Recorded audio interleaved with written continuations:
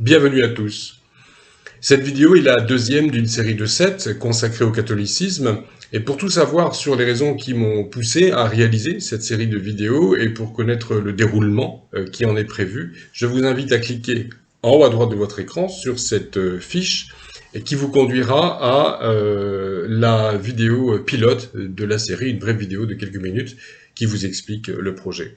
Alors, cette vidéo, comme son titre l'indique et comme l'indique le texte écrit sur la miniature, eh bien, cherche à savoir si l'idée d'une Église catholique non divisée au début de l'histoire du christianisme, qui se serait divisée de schisme en schisme par la suite, correspond à la réalité ou si c'est une historiographie construite par l'Église catholique.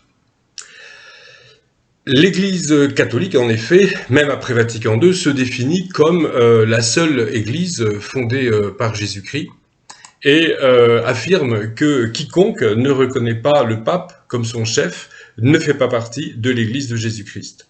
Toutes les églises chrétiennes seraient, selon cette vision, seraient en fait des groupes schismatiques qui auraient, à un moment donné ou à un autre de l'histoire, quitté l'Église catholique à la faveur de scission condamnable, et c'est le terme utilisé par les textes officiels. Textes officiels qui sont référencés très clairement dans le script de cette vidéo, accessible grâce à un lien Drive qui se trouve dans la description.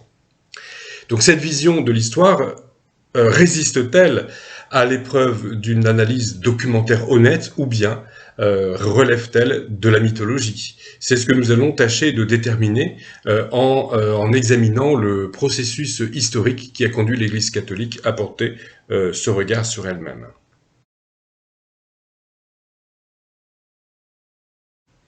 Dans les premières décennies de son histoire, la chrétienté a établi une distinction non biblique entre les évêques et les anciens. Elle s'est organisée en diocèses, c'est-à-dire en territoire sous l'autorité d'un évêque. Aujourd'hui en France, les diocèses correspondent généralement aux départements. Et les diocèses ont été et sont toujours subdivisés en paroisses conduites par de simples prêtres.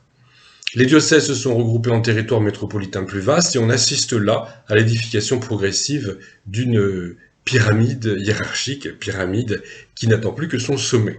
Alors, il faut savoir aussi qu'il y a toujours eu des mouvements chrétiens en dehors des diocèses et en dehors de cette organisation qui s'est pourtant largement imposée. En 325, le concile de Nicée, convoqué par l'empereur Constantin, qui avait donné la liberté de culte quelques années auparavant aux chrétiens, eh bien, ce concile définit 3 patriarcats, Rome, Antioche et Alexandrie. Donc on parle de triarchie. Les patriarches sont des évêques de rang supérieur ayant le pouvoir notamment de nommer les évêques subalternes dans les divers diocèses de leur territoire, et jusqu'au 7e siècle, aucun de ces patriarches n'eut le droit d'intervenir chez ses collègues, on dira, donc sur le territoire des autres patriarches. En 380, l'empereur Théodose fait du christianisme patriarcal la religion officielle de l'Empire. L'Église patriarcale est alors qualifiée de catholique, ce qui en grec signifie universel, ce qui est en dehors des patriarcats reconnus par l'Empire est considéré comme en dehors de l'universel, sans existence légitime. Donc Constantinople, capitale de l'Empire depuis 331, est élevée au rang de patriarcat par le concile qui s'y tient en 331, à la demande de l'empereur. Donc l'évêché de Jérusalem, quant à lui, est élevé au rang de patriarcat en 451 par le concile de Chalcédoine. Et le patriarcat historique d'Alexandrie refuse quant à lui les conclusions doctrinales du concile relatives à la double nature du Christ, et donc Alexandrie rompt avec les autres patriarcats et Constantinople est créé. Donc on se retrouve toujours avec une tétrarchie en fait, 4 patriarcats. Et finalement, Justinien, en 538, crée un nouveau patriarcat, celui-ci fidèle à la ligne des autres patriarches, en 538. Donc là, à partir de 538, la chrétienté officielle est répartie en 5 patriarcats. Et c'est ce que les historiens, à la suite de la législation mise en place par Justinien, appellent la pentarchie. Mais en réalité, la pentarchie n'a pas véritablement duré très longtemps, que quelques dizaines d'années, parce que cet équilibre d'autorité entre les 5 patriarches de Rome, Constantinople, Alexandrie, Antioche et Jérusalem a vite été mis à mal par le fait que Rome est parvenu quelques décennies plus tard à s'imposer.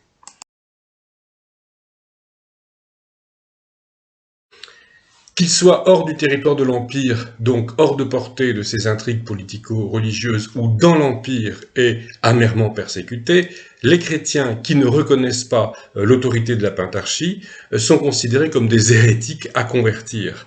Pour autant, aucun patriarche n'est considéré comme exerçant une moindre primauté de rang et encore moins la moindre souveraineté sur ses pairs. Donc pendant des siècles, il n'y a pas eu de souverain pontife qui tienne.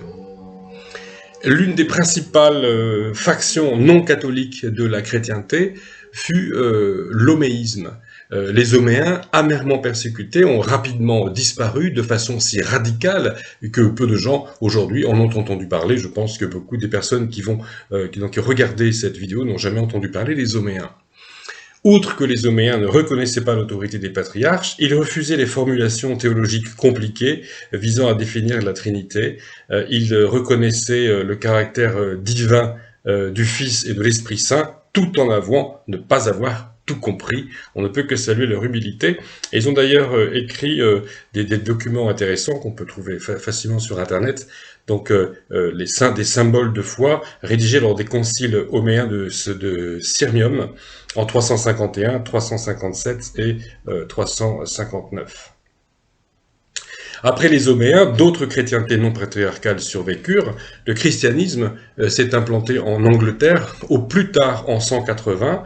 L'Irlande fut évangélisée par Patrick d'Armagh, le fameux Saint Patrick,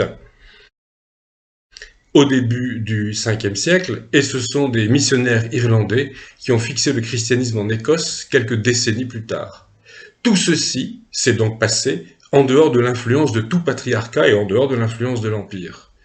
En 597, l'évêque Grégoire Ier de Rome, qu'on considère aujourd'hui comme ayant été pape, envoie des missionnaires pour évangéliser les païens de Grande-Bretagne et d'Irlande.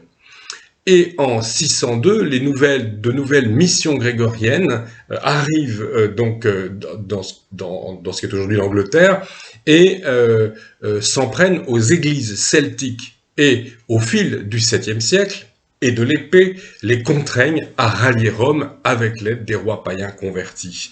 Donc, si l'Angleterre a été catholique, l'Angleterre et l'Écosse et le Pays de Galles ont été majoritairement catholiques du 7e siècle jusqu'à la Réforme, et si l'Irlande se définit encore majoritairement aujourd'hui comme catholique, il faut savoir que les chrétientés celtiques qui s'y trouvaient précédemment ont été contraintes de se rallier au catholicisme.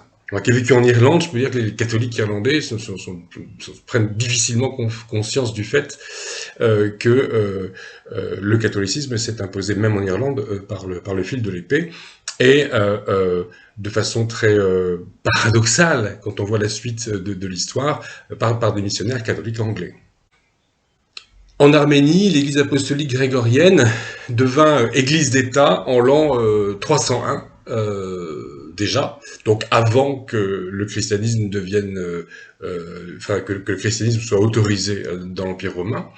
Et le patriarcat historique arménien est toujours resté indépendant. Il l'est toujours au moment où nous parlons. Les Nestoriens d'Extrême-Orient maintinrent leur indépendance jusqu'en 599 et certains Chaldéens jusqu'aujourd'hui. D'innombrables mouvements indépendants furent qualifiés d'hérétiques et parmi eux des mouvements aux doctrines très proches de l'écriture, comme je vous parlais des Homéens il y a un instant. La version catholique de l'histoire affirme que les chrétiens d'Égypte et d'Arménie ont été soumis à Rome jusqu'au concile de Chalcédoine en 451, toujours sans aucune base documentaire. Ni les Égyptiens ni les Arméniens ne reconnaissaient l'autorité de Rome avant 451, et jusqu'en 451, le patriarcat d'Alexandrie était en communion, certes, avec les trois autres, on s'accordait, on se reconnaissait mutuellement, mais on ne reconnaissait la suprématie de personne. Le patriarcat historique d'Alexandrie n'a jamais rallié Rome, il est toujours dirigé aujourd'hui par le pape copte Théodore II. Le patriarcat créé par Justinien est aujourd'hui dans la communion orthodoxe, et les premiers Égyptiens ayant rallié Rome ne l'ont fait que vers 1720. Le patriarcat des catholiques égyptiens fut créé à Rome en 1895, ce qui est extrêmement tard dans l'histoire. On est loin de l'antiquité chrétienne, hein. C'est l'année de naissance de l'un de mes grands-pères, voilà. Et la tour Eiffel était construite depuis 6 ans. Voilà, il y avait le téléphone, il y avait...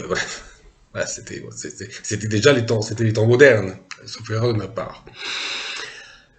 En 451, Léon Ier, évêque de Rome, donc considéré a posteriori comme pape, proteste auprès de l'empereur Marcien, drôle de nom, hein, cet empereur.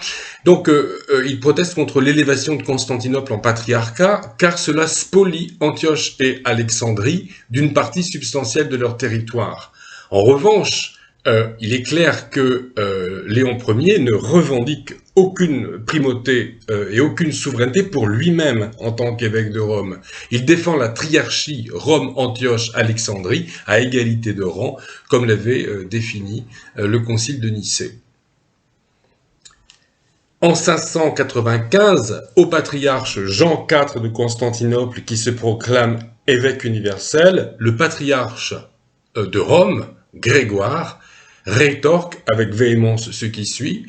Par quelle audace ou par quel orgueil vous efforcez-vous de vous arroger un titre nouveau qui peut scandaliser tous les frères?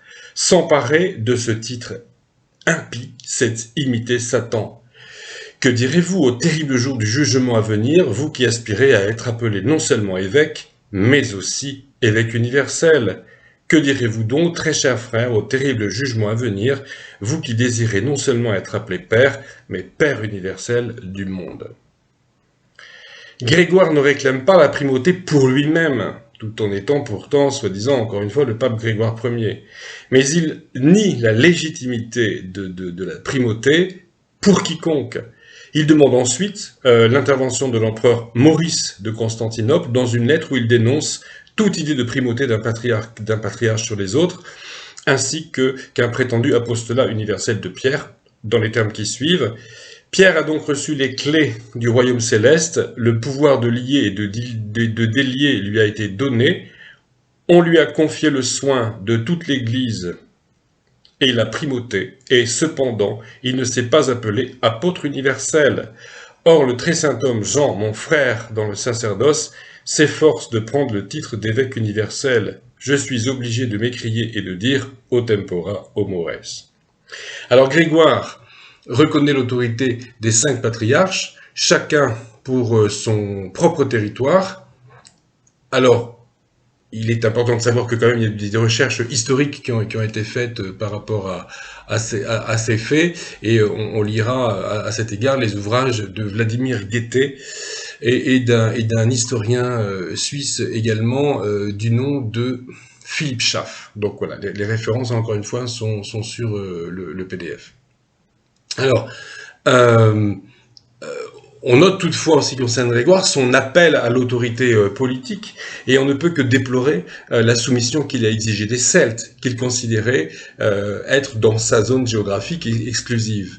Donc il est toutefois extrêmement clair qu'il ne se reconnaissait pas lui-même comme chef de l'Église universelle. Il tenait quand même à ce que tous les chrétiens, de gré ou de force, fussent soumis à l'autorité de chacun de son patriarche, et ça en revanche on ne peut que le déplorer. Mais on n'en est absolument pas à l'idée d'une primauté de romaine, et on n'en est pas à la papauté. Et on est vers l'an 600. C'est en revanche ce que fit son successeur Boniface III. Celui-ci, pape pendant quelques mois en 607, obtint que l'empereur byzantin Phocas, successeur de Maurice, accorde au patriarche de Rome le titre d'évêque universel. C'est donc cette année-là, en 607, que fut confirmée la papauté sur décision politique. Donc la papauté, avec cette vision du pape qui se considère comme le pasteur universel de toute l'Église légitime, date de 607, pas avant, et l'autorité dont émane cette primauté. Ce n'est pas le Christ, c'est l'empereur, ce sont les empereurs en fait. Le christianisme s'est implanté en Inde, sur la côte de Malabar, dès l'an 150 environ, et au 5e siècle, les chrétiens indiens ont rallié le courant nestorien, conservant leur indépendance vis-à-vis de Rome. Ils ont été forcés, ces chrétiens indiens, de se rallier au catholicisme en 1599 par les missionnaires portugais. Les ouvrages théologiques et liturgiques nestoriens ont dès lors fait l'objet d'une destruction systématique par le feu, d'où l'expression en vieux portugais auto da fé qui signifie acte de foi, ce qui est extrêmement triste quand on prouve sa foi en brûlant les livres des autres. En 1054 eut lieu le grand schisme entre le catholicisme romain et l'orthodoxie constantinopolitaine. Les catholiques considèrent que ce sont les orthodoxes qui sont schismatiques. Les orthodoxes, bien évidemment, considèrent que l'Église d'avant 1054 était orthodoxe et que ce sont les catholiques qui sont schismatiques. Un examen honnête de l'histoire et l'honneur dû à la mémoire des chrétiens minoritaires martyrisés par l'alliance du glaive et du goupillon nous mène à considérer que la chrétienté n'a jamais été indivise et que le concept de pape de Rome comme chef de l'Église fondée par Jésus-Christ ne s'est pas imposé avant 607. Comme nous le dit l'Écriture, le Fils bien-aimé de Dieu est la tête du corps, le seul chef de l'Église. Que le Seigneur nous accompagne.